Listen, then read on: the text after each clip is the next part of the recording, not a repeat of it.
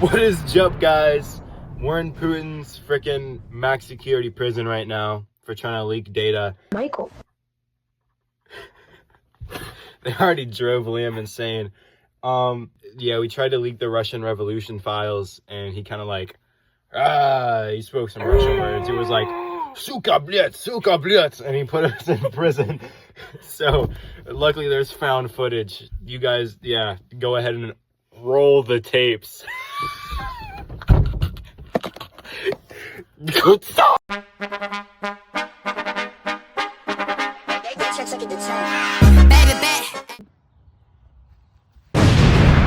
Have you ever heard of communism? I don't know what to say. Yeah, I'm not gonna lie, guys. I don't even know anything about the Russian Revolution.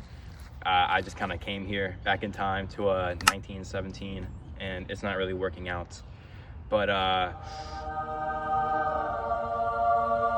is that God out here? Is that? Yo, I got you, bro. I'm gonna tell them about the Russian Revolution. Hot dog.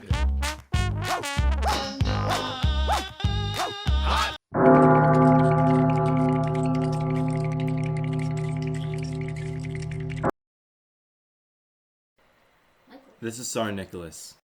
He's not really Tsar Nicholas, but he's gonna be Tsar Nicholas for us. Cause wait, hold on. Let's put a photo up. This is what frickin' Tsar Nicholas looks like, and then this is what our dog looks like. He's a lot better looking, so we're just gonna use him. Anyway, what really all kind of started it is his grandpa, and his grandpa, Tsar Alexander II. Guys, can we all tell, whoever's hearing this, can we all tell Liam to shut up? He's talking behind me and it's making it very hard to talk. Oh my god. Basically, his grandpa freed the Russian slaves. And you know, you're like, whoa, that's like Abraham Lincoln. But it's not, because what Alexander did is he freed them into frickin' death. He put them in one jail cell into another. He put them into frickin' county jail into federal jail. So, yeah, 1861, it kind of sucks. And then the lower class, which had just now been formed, got really angry, and they're like, "Arr, arr, arr." Alright guys, since Liam's being really annoying, we're gonna use this kind of embarrassing clip of him. Yeah, let's see what Liam had to say a few like days ago when he came over to my house. Into the late 1800s formed numerous Russian political organizations amongst the middle and lower classes. The four main categories of ideologies of these groups were liberals who sought more democratic government, nationalists who wanted more independence to individual, socialists who were fighting for a lower class revolution, and Marxists who were idolized the teachings of German social philosopher Karl Marx. That'll work. Alright, now I don't know if you guys noticed, but like all of them were kind of leaning towards socialism, except the nationalists. But Karl Marx, he taught teachings of basically socialism. So they got liberals, left-leaning, you got socialists, left-leaning, and the Marxists who were left-leaning. And you know, then like it all goes together, and then they're like ultra left-leaning, which is not very good. Alright, now in short, basically from here on out up until the Russian Revolution, they just kind of like, the liberals kept asking, yo, make a parliament, and then Tsar Nicholas would make a parliament, but the parliament kind of sucked, and he made like 3, and then the third one he kept in, but the last 2 he abolished. And the third one, basically, if you lived near Germany, you freaking sucked. Your vote did not matter in the parliament. And if you lived in like Central Russia, which happened to like him a lot more than the ones bordering Germany, then yeah, your vote mattered. So basically, if you didn't like him, your vote didn't count, and if you did like him, your vote counted. So it wasn't very democratic. That's the word. So, yeah, that's the last bit. Now they all got really angry and went to war with Germany. So, yeah. Alright, guys. It's snowing. We're taking a little snow break. Sorry, I had the burp load right there. Your excuse. Thank you, Liam. Did I show you guys how they made snow angels in 1917? Basically what they do, I'm gonna be very wet after this. Basically what they do, oh god, is they, oh god, they get down, right, and you gotta perfect this form.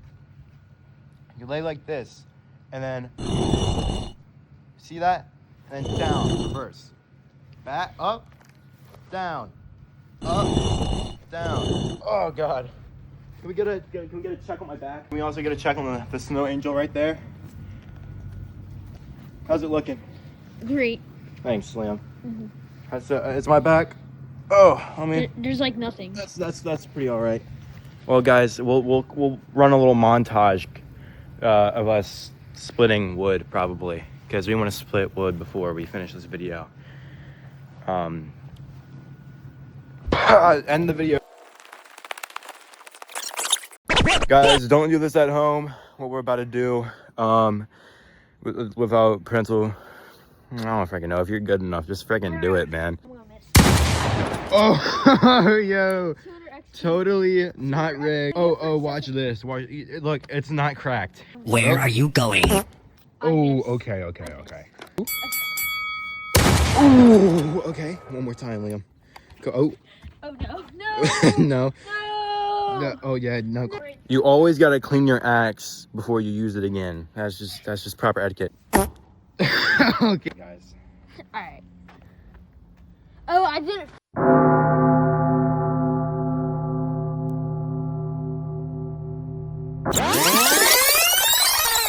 Now they all got really angry and went to war with Germany. So, yeah. And then basically the Russian military, at some point, and most of the time during World War I, they didn't really want to fight Germany because they all kind of sucked. Like, they weren't trained very well, but Germany was, like, very well trained and had, like, these big freaking guns. So, eventually, in, like, 1916, they kept coming back to frickin' Petersburg, which was renamed Petrograd for anti-German purposes. But basically, they come back and they're like, yo, Nicholas, this is not gonna work out, bro. Pull out now.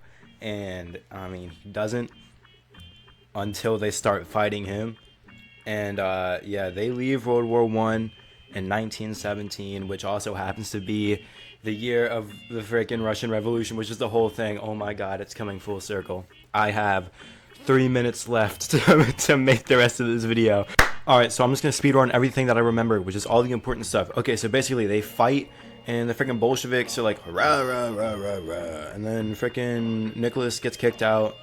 Oh no, he doesn't even get kicked out. He surrenders, actually. And then he's like, we'll put a little temporary government in, and then like 30 years pass, not even 30 years, so something like that, probably like 20 years pass, and then they're like, yo, this freaking new government sucks, let's rebel again.